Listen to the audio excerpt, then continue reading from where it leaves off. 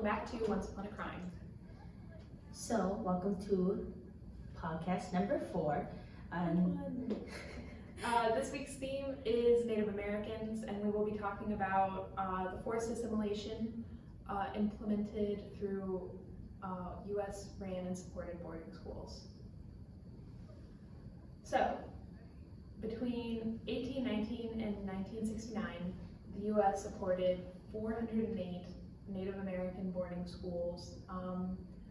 There was a report published by the U.S. Department of Interior that showed that students endured rampant physical, sexual, and emotional abuse at these schools. And the aim of these schools is to get the natives to assimilate to American culture. It was really to Americanize them, which is just gross, because what did they do to deserve this? Facts. And the Department of Interior report recorded more than 500 deaths of Native children, a number set to increase as the department's investigation continues.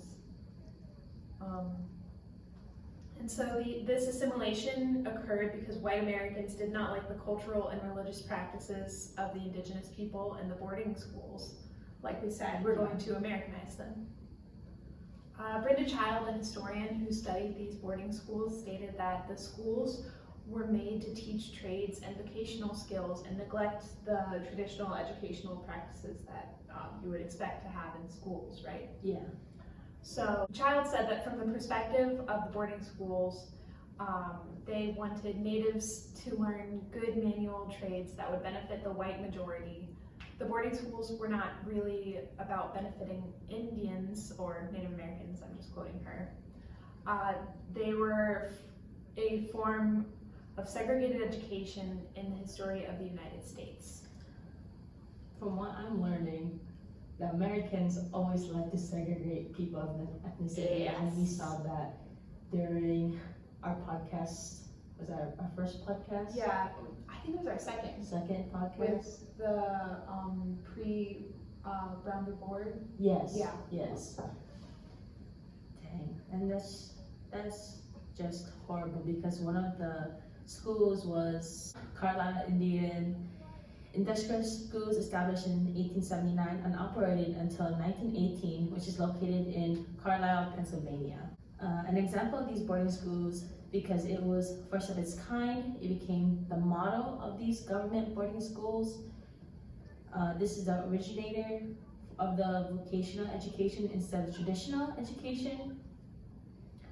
More than 180 Native children died in Carlisle, often from a combination of malnourishment, sustained abuse, disease brought on by poor living conditions.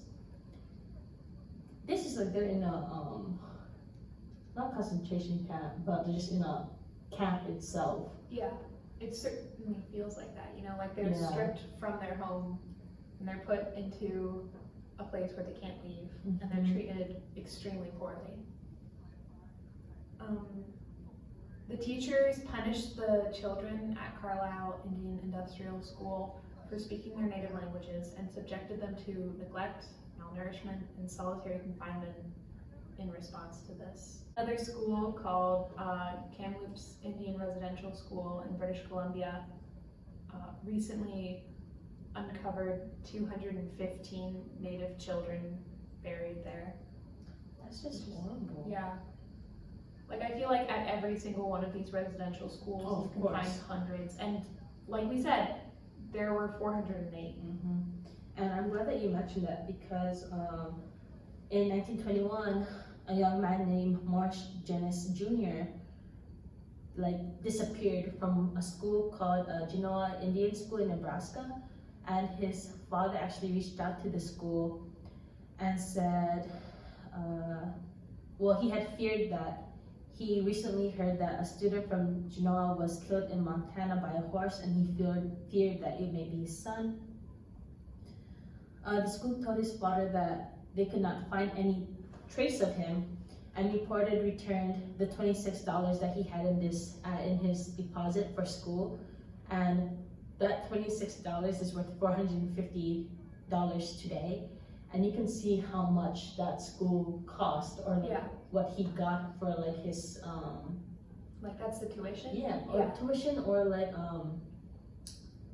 that's what his parents gave him for like money if he needed shoes or anything. And I don't know, I just felt like bad because like I don't think his parents ever got closure about where their son went. Like they gave him his money back, but Yeah. like not his son. Exactly. Yeah. Like money can't put a price in somebody's life.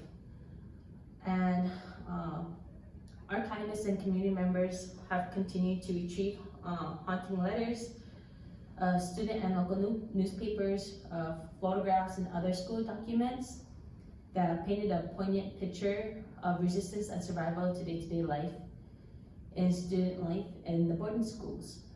And it was back to the point where parents actually told their kids, run away, come home. Because in order for them to come home from these boarding schools in the reserves, they had to pay for their own way. Yeah. It wasn't like, okay, the school's providing you transportation. No. No. The school made you get into their own way, and families could not deny any placement on reservation schools in 1978. But after a century of resistance, it helped with the Indian Child Welfare Act, which states to protect the best interests of Indian children and to promote the stability and security of Indian tribes, families, by the establishment of the minimum federal standards for the removal of Indian children and placement of such children in homes which will reflect on unique values of Indian culture. Going back to what we were talking about, running away became a common occurrence among students fleeing the conditions of the boarding schools. Again, like we said, it was atrocious conditions. A lot of malnourishment, a lot of neglect, and abuse, actual abuse. There were accounts of sexual abuse, physical abuse, and emotional abuse. And honestly, I think just forced assimilation in general can be called abuse because it's stripping you of your culture, of your native tongue, and leaving you with like a confusing view of your own nationality. And like if the child did go back home safely, their parents actually taught them their native language, their culture, their way of life as a way to undermine the school assimilating aim.